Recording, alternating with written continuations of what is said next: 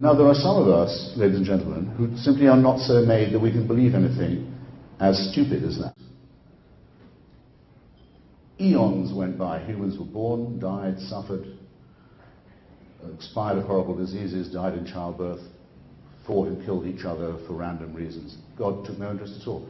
Just recently, it's been decided that there should be revelations.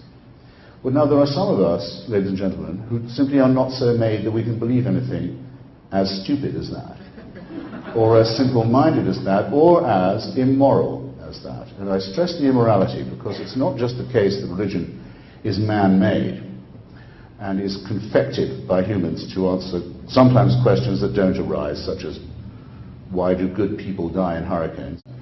Not just that it's the wrong answer to a non-question, but that it proposes answers that make good people, people of ordinary decency, behave worse than they otherwise would.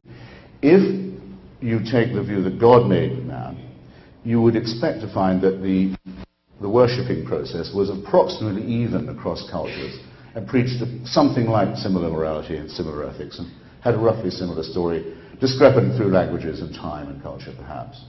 But if you make the opposite assumption, because the first assumption leaves too much unexplained, make the opposite assumption that man made God, then it would explain why there are so many gods.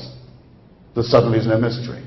It would explain why so many of the cults of God are completely irrational, hateful, tyrannical. It would also explain why they quarrel so much with each other and about so little. The massacre of Muslims by Muslims in Iraq, the massacre of Christians by Christians in the Balkans, just to take recent examples.